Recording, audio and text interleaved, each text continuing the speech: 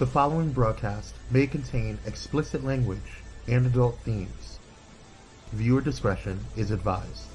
The opinions expressed in this broadcast are those of the hosts, talent, and guests, and do not reflect the opinions, views, and standards of Pyro Media Enterprises, affiliates, subsidiaries, or its members.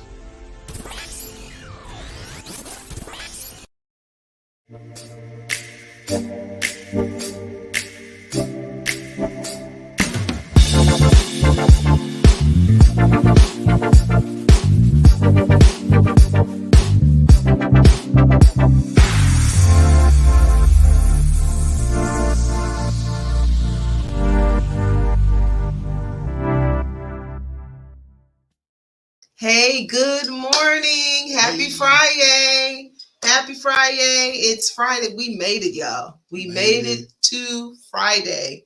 And I know it's been a rough week for some, a wonderful week for others.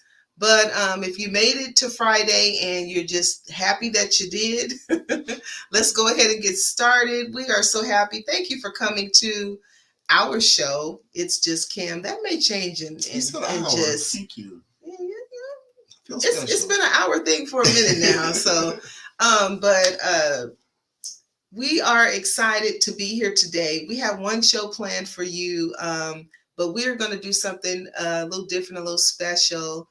But before we get started, I just want to just go over quick mantra time. I'm not going to go through all the deep breathing because we have so much to share today, and I don't want to run out of time. Okay, so mantra time. I just want you to know that it's okay to not know everything. It's okay to make mistakes. It's okay to be yourself. It's okay to ask for help. It's okay to have bad days. And it's okay to start over again. It's okay to set boundaries. We talked about that last time. It's okay to be less than perfect, right? Perfect is a figment of somebody's imagination because none of us are. It's okay to do what's best for you. It's okay to say no because remember, no is a complete sentence. No, period. And it's okay not to be okay, but don't stay not okay, right? Do what you need to do to get okay. Something else I want you to know, I want you to know that you are loved, that you are worthy, that your feelings are valid, and that you are enough. I often wear a t-shirt that says, girl, comma, you are enough. And I always get a lot of compliments. A lot of women say really good, positive things about that t-shirt. And it encourages them to know that, I'm looking at a t-shirt that says, I am enough. And so just to know that you are enough. Okay. So I want to get right into our show today because today we want to talk about we want to talk about marriage. We want to talk about chapter 38 completed and chapter 39 loading. So yesterday we celebrated our 38th wedding anniversary. 38 years. I know I don't look, a day over. But what I am saying is that we have been married 38 years and we're moving into our 39th year. Right. Last night we had a busy day, life doesn't stop. Thank you for the happy anniversary. Wow. Yesterday we had a busy day, life goes on. And so we still had to do our what we do on a normal Thursday. And we decided after we were done with some things, we were going to go and have dinner. So we went to a restaurant that we typically go to, because we like it. It's in a nice area. The food is delicious and the scenery is just beautiful, right? So we were sitting across from another couple. And we just, started talking to them, and we were sharing with them that we had been married 38 years, and they were just amazed by that. And just congratulating us and telling us that we were an encouragement, right, and all those wonderful things. And so it was so cool to be in that atmosphere and to know that, we are an encouragement, and that they don't know our whole story. You know, some people know our story, but Right. those people, they didn't know our whole story, but they were just encouraged by the fact that we were sitting there, together after 38 years, and really probably longer than that if you count the whole dating time and all of that. But it was just amazing to think back. So we were thinking back on our life, our marriage, our relationship, how we started. Um, and it was good to just sit there and reflect, because 38 years is really, it's a significant amount of time for people to be together, especially nowadays. Folks be like in relationships and out.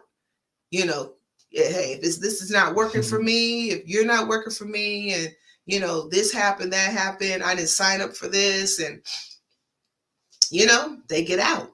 But we have been together, married 38 years, and probably just together over 40 years. But I think the first thing I want to do is I want to talk about, I'm going to throw out like little topics, and I want to just ask you some questions. So I feel, and it took me a lot to get to this, to even admit this, because sometimes you feel like the way my life happened was the way it's supposed to happen, and you shouldn't think of it as any mistakes or regrets. And I don't have any regrets at this point in my life, but I do know that we were way too young to be married. Way too young to be married. How do you feel about that? In today's standards, yes. Back then, I would say no. I mean, because our parents got married as teenagers. Some of those, we got married. I was 22, you were 20 or something like that. And I mean, we could be there in that space and say, yeah, we should have waited. Yeah, we should have this, we should have that. But the growth and the experience that we've had over these years, you can't pay for it. You can't put a price tag on it. We've grown together. I think that was very important. Now, we struggled together. We grew together. We bought our first house 6 months after we were married, believe it or not, y'all. I mean, I told her, you stay with my parents. I'm making good money. I have my own trucking business going. We can buy a house. I don't want to rent. And we bought our first house, 6 months after we were married. Or end of the year, December-ish, we got married in June. By December, we were in escrow and moved into our first house. So Right. Those kind of things are just experiences that you can't put a price tag on it. You can't quantify it. It comes with the territory. So I believe it caused us to mature. It caused me to mature in some areas that maybe I wasn't quite ready for. I wouldn't have, especially 22-year-old male making good money. It helped season me quick and fast, which I think helped me develop better as a person. So, I mean, yeah. I guess I say that, too young to be married, because I think that a 20-year-old and a 22-year-old are too young to be married. And let me say that I agree that even though we were very young, we did mature. We were mature in a lot of ways, more mature than maybe some of our counterparts at that time. But when I think for me, the revelation of how young we were was when our children, our adult children who are adults now, started turning the age we were when we got married. When I started looking at my daughter and my son, my daughters and my son at the age 20 and the age 22, and I'm looking at them like, oh no. There is no way that they will be able to withstand or be in a committed relationship like that, a marriage at the age that they were. You don't even know who you are at age 20. We talked about this last night. you're not even really sure who you are at age 20. I mean, you may have some goals and know what direction you're going in, but you change so much between the age 18 and the age 25, and then from 25 to like 35. I mean, there's so much development that happens with people during those developmental stages. And I think God graced us. I really do. I really feel like God gave us grace. It didn't mean that we didn't go through some things, because we went through a lot of things. We had a lot of things. Stuff. A lot of stuff and things we went through. But we made it. We made it. We made it through. And that is not the testimony of every couple that gets married at such a young age, because you really don't know what you're getting into, especially when you haven't been given guidance. And I mean, you've been watching people from afar. We had parents who have been in marriages for a good length of time, so we had good examples, but we didn't have people to sit down with us and give us tools to work with. And I think that is part of why certain maybe people in our generation didn't make it, because we were not given the tools to work with. Okay, so too young for marriage. Let me I know, we got a ways to go on the show, and I don't want to take up all the time, but let me say, the younger, the more challenging, I believe. But then again, I believe it's about your maturity too. Because I've seen older people get married, and a few months later, they are at odds. True. They got so set in their ways. Yeah. They don't have any give. I've been living this way for this long, and don't come here changing this and changing that. Some get married, 30s or even 40s, or even later than that. They're like set in their ways. It's like hard for them to bend. So I think we have some flexibility there. We have some bending. That's true. That's true. We did. Yeah. We're still too young. Yeah. We're still young. Okay. For me, it worked because I needed it. Really? I was a wild child. Wow. And I wouldn't settle down the way I did. Wow. Okay. I probably would be dead somewhere. All right. Yeah, it's about maturity. Yeah, and willingness to grow. Yeah, because like I said, I look at people that get married later on, and and it's like, oh man, they're so mature. Oh my God, we've done it before. Oh my God, perfect couple. Oh, they this, they that, they match up. They both have degrees. They both have this. They both have that. And they like, I mean, when they were dating, it was cool. But sometimes I do turns into I don't. Yeah. I do. And then you do things to impress the mate to get them. But once you get them, you don't keep it up, So anyway. I agree with that. Yeah. But I also think that I also think that even people who are older couples still need the tools. I think the not having the tools we have to find them.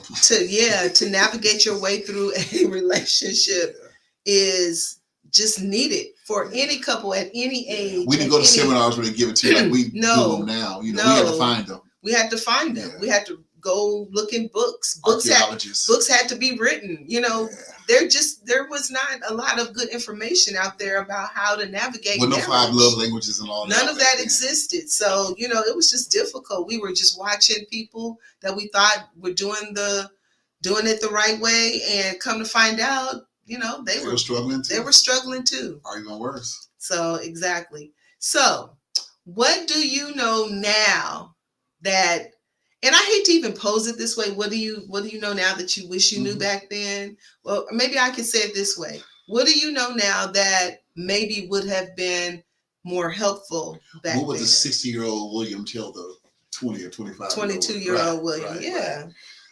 Right. Be flexible. Be open. Be willing to learn beyond your knowledge. Because we talk about blending households, how we came from different type of households. Though both African American, your mom and dad, had previous children from previous relationships or marriage, and it came in. Mine was just, the family. You had a blended family, which was a great blended family, in my opinion. People didn't even know you. I didn't know your other brother was not a Jenkins, if you will, because you guys blended so well when you came to the church. You guys just like flowing. But then my family being, same mom and dad, 5 boys, and then all boys. Our mom raising us to where we really didn't have to do housework and things like that. And oh, y'all spoiled. Yes, we were. But she was spoiled too, because she didn't have to do trash. She didn't have to wash cars. She didn't have to do none of that. If you will, we were very gender role in our, we had gender roles in our family, Guys don't do this, girls do that. So my dad was very much like that. But at the same time, I learned some things from you. I don't want to go deep into it, but, we have a towel story where, we changed towels every day. My mom was a homemaker. She stayed home every day and she washed every day. Her house a little different, use a towel for the week, and then put it in the dirt. I was like, a week? Oh, that's not, I'm thinking like that. But now she had to pull the towel away from me, like, baby, okay, it's time to wash your towel. I was digging today when I took a shower. I was like, how long have I not washed this drying towel, I wash your towel. You never know that I've washed it and put it back. But that was a struggle with us. It's something so simple that, that stuff goes into deeper arguments because it becomes layers. Yeah. So not just that, but then you left your socks in the floor and then, you did this, then you did that. I think it's safe to say that you don't really know a person until you live with them, until you dwell with them in a house. I mean, it's so cute. You hang out, you be together, you all boot up. Fall asleep on the phone at night. You fall asleep on the phone, or you go on weekends and things like that. And it's fun and it's exciting, but then when you like cross that threshold, you don't get a break, where you're living together on a day-to-day basis, you start to see that other person differently. And not that you see them in a bad light, but you just see them for who they really are all the time. And, you have to learn them. You have to learn what's important to them, what's important to you, and what's important for your relationship together. I think that was one of the things that we learned early on, was that just because your household did something one way and my household did something another way didn't mean that your household was wrong and my household was right, or vice versa. It was what worked. It was what worked. And we had to make a decision how to make what was going to work for us. We couldn't be James and Susie, or, Helen and Helen. We couldn't do that. We had to be Kim and William. And so that was important for us.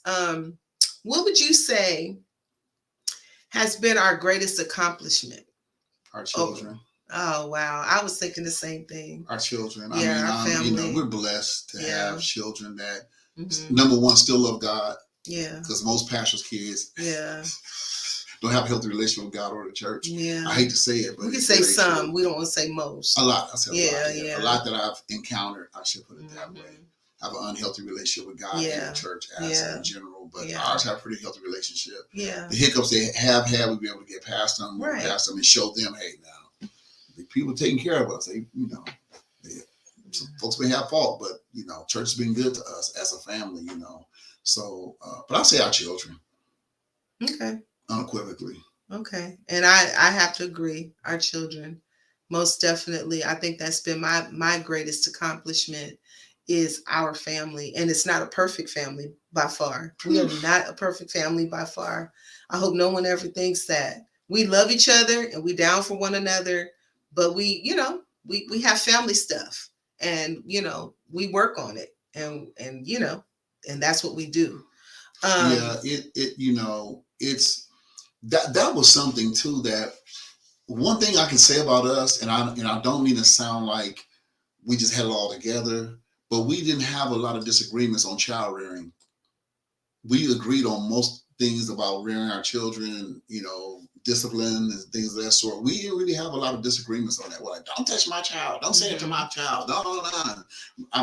Certain things, yes, those are girls, you may want to handle them a little different than you handle, the young man, they have, a different makeup, different biology, things of that sort, so far as, I don't even want to say whooping, because now you go to jail for whooping kids. But back in our days, you can still break the belt out, and make it work. But anyway, it's just little things like that. But we never had no major, like, hey, don't tell me how to do this. Don't tell me. We never fell out about that. I remember. I don't even remember an incident when we fell out about the children like that. I just don't. Nah. We're going to go to a commercial break, and then we're going to come back. I have a few more discussion questions that I want to share with you.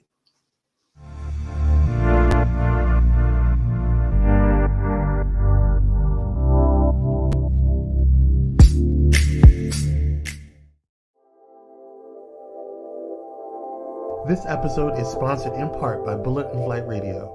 Get ready to uplift your spirit with Bullet and Flight Radio, the world's leading progressive Christian radio station. Experience the vibrant fusion of gospel house music and a rich medley of inspiration from all musical genres that'll make your heart soar. Join their extraordinary lineup of today's trailblazers, visionaries, and voices that matter, all sharing their stories and wisdom.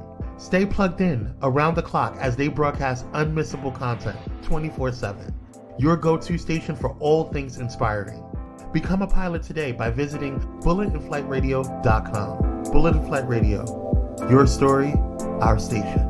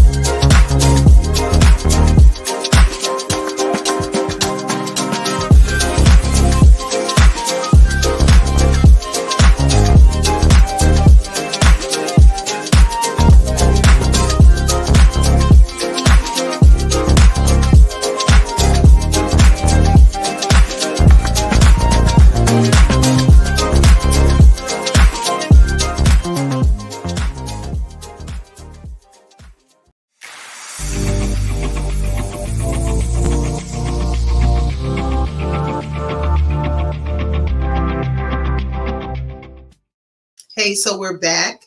We're back, and we're talking about this 38-year romantic move through life. Right. Right. With a few storms in between. Right, and I'm glad you brought that up. Making it back through a storm. I think at year 15, we went through like some major trauma. Turbulence. Yeah, major trauma that was like almost the end of Kim and Will. We were just like, okay, that's it. Pump the brakes, we're out. Right. But we made a decision to give it a try and did a lot of hard work to, come back from that. We did the work, beloved. Yeah, we did. We did the work, work. But when you think back, coming, making it through a storm, what one piece of advice would you give a young man as it relates to trying to make it through a storm in his marriage? Wow. I read something not long ago that says, all storms don't come to destroy, some come to clear out the path. Mm-hmm. And I believe you have to continue to look at the education, the knowledge that you get out of the storm. How's it going to develop you as a person? Mm-hmm. Nelson Mandela said that I never lose. Either I win or I learn. So I think you have to take that attitude. I'm going to learn from this. I'm going to win from this. And then I think it depends on how much you're dedicated to the person too. Mm-hmm. I didn't want to have to learn anybody all over again. Mm-hmm. I don't want to have to go through, because no matter who you date, who you get involved with, you got to learn them. And some people are very good actors. They can act well until I do comes. Like I said, when you say I do, it turns into I don't. Yeah, I do marry you, but I don't do this, I don't do that. But you did it when we were dating. Yeah, but I don't. I did it because, I was trying to appease you, whatever. But I believe in sticking to your guns, if you will. I try not to be schizophrenic in my thinking, or, bipolar in my thinking. Because if I love you, I love you. If I don't, I don't. I want to be with you. I want to be with you. If I don't, I don't. But I try not to go back and forth. I'm not saying that people that split up are just, crazy. That's not what I'm trying to. I'm referring to me as a person. I believe that my commitment is my commitment. I don't believe in hopscotching and go different places and trying to find something that we can develop. I believe it's about development, character development, growing up, putting yourself aside and saying, what are we going to do to make this better? More or less, what am I going to do to make the us and the we better? Yeah, I think for me, what one piece of advice I would give a young lady who may be in not the same situation, but something similar, because we have counseled people over the years who've been in something similar, but not quite the same, is to just make sure that you know that this is what you want. Don't pursue it because, and I'm going to go out on a limb here, don't pursue it because of the children, and don't pursue it because of what other people will think. Wow. Make sure that this marriage, this relationship is what you want, and also I would say to both a couple, both of you have to work. If only one side is working and the other side is not interested in working, it's not going to work. Both sides need to do all the hard work that it's going to take to get back. And I'm not going to say even get back to what it was, but to get back and beyond. Emphasize that hard work. Oh my gosh, the hard work is... Our counseling is going to take 10 years. Counseling, educating yourself, making sure that you learn how to communicate with one another, knowing what each other's love languages are, taking time away, and then working on you as an individual, because no trauma in a relationship is based on one person. One person may have done something, for everything to explode, but trust me, there are things going on in the background. There are disagreements or things that we're sweeping under the rug or things we're not talking about. There are things going on that lead up to the big traumatic tada, if you will. And so you have to start addressing those things prior to you are so right. Those things, that big thing taking off or popping off. You have to start addressing those little things. The Bible tells you that it's the small foxes that spoil the vine. It's those little bitty things that become bigger things. You nitpick, and before you know it, you've destroyed the vine. And so I think that is just a little bit of advice that I would give. Let me ask you this: what scares you?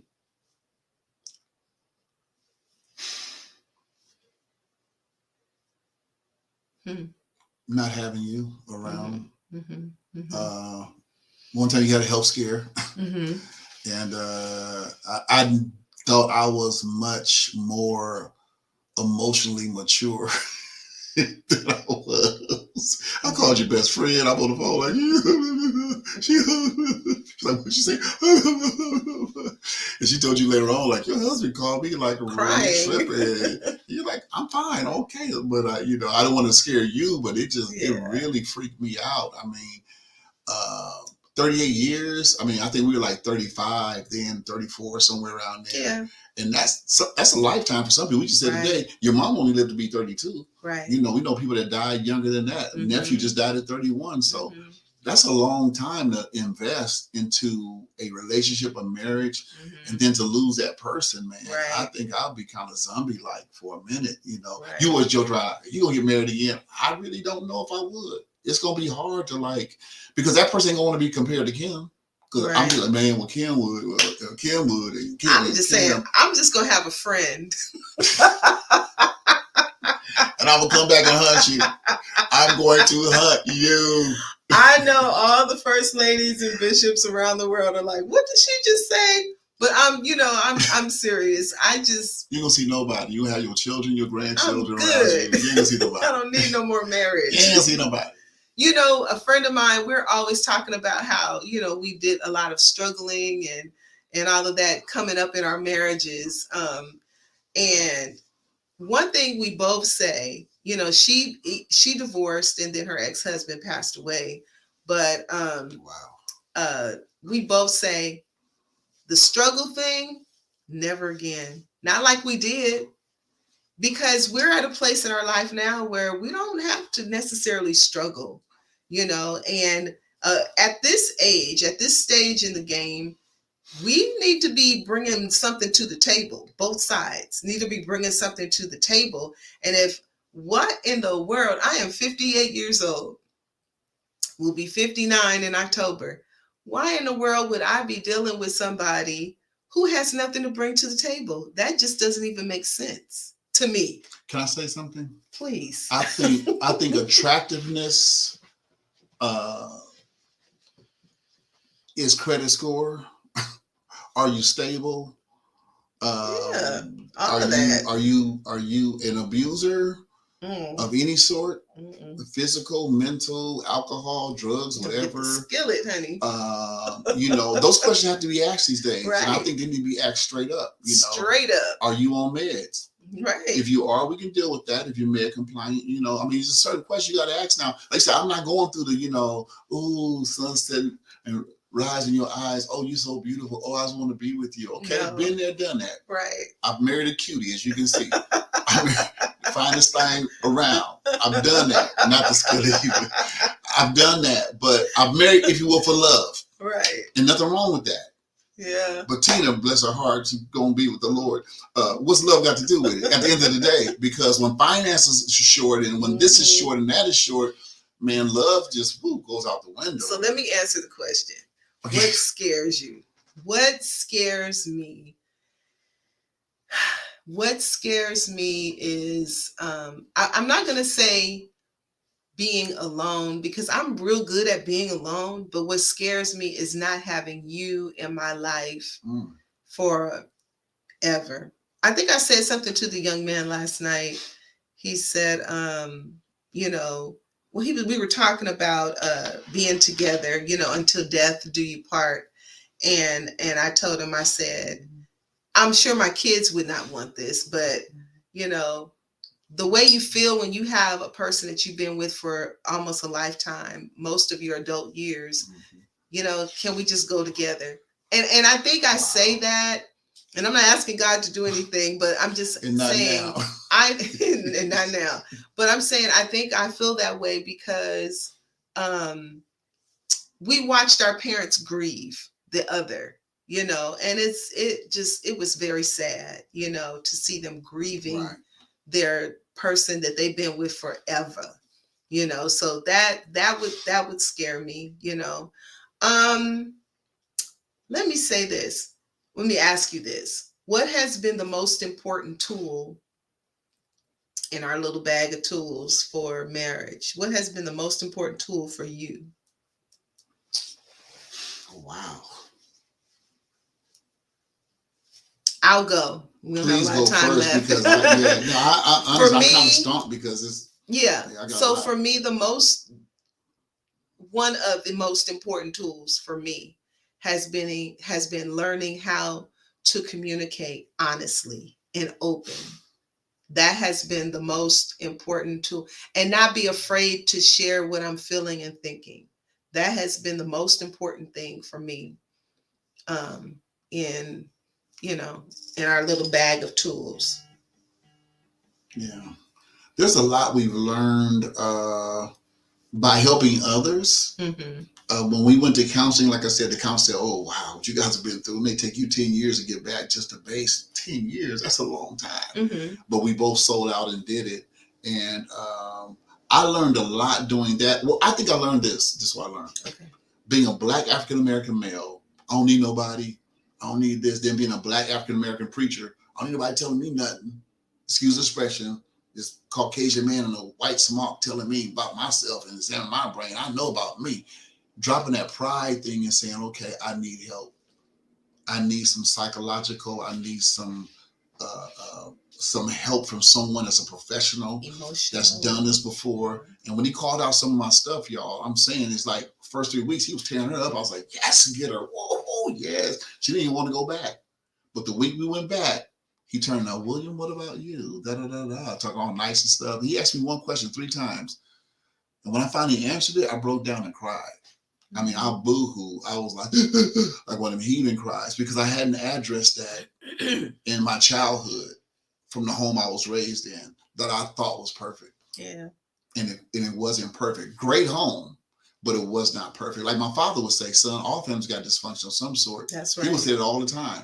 But after they go into that session, I caught it. So those tools of using other resources, other things, and not besides the Bible. The Bible's wonderful, don't get me wrong, but there's resources and God has gifted other people outside of that also have influence that makes the Bible even more complete. Yeah. So I want to end here with a couple quotes, and we don't have to discuss them because we only have a couple minutes left. But I want to say, first of all, that thank you for the last 38 years. We know they haven't all been great. We've had our ups, we've had our downs, but we have had each other through all of it. So I really love you. I appreciate you. I love you too. You know, and I appreciate the fact that, let me say this, and I have to say this, I have to put this out there. One of the things that I love about you so much is that you are always forever endeavored to make me happy. You know, and I know happiness comes from within. So all of you out there don't call me saying, you know, you gotta make yourself happy. But what I'm saying is that you make it your job to make sure that I know that I'm loved and I'm cared for, and I appreciate that about you.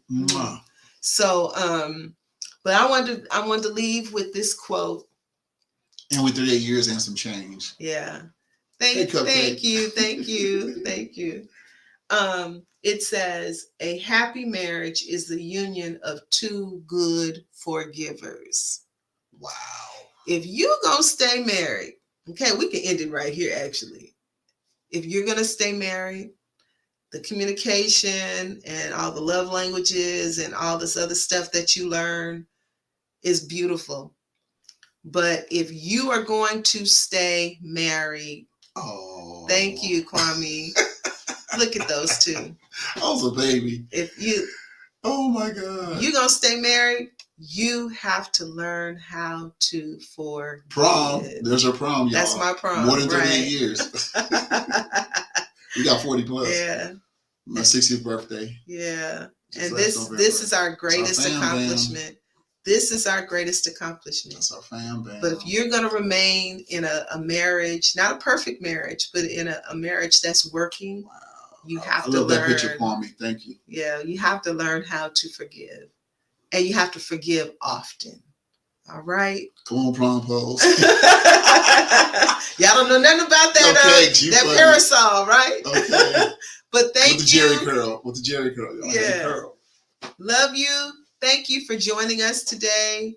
And if you weren't watching live, enjoy, the repeat show and just take it all in.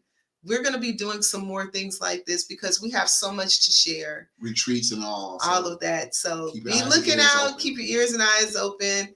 And we love you. Take care. You stay safe. God bless you. Bye-bye. Peace.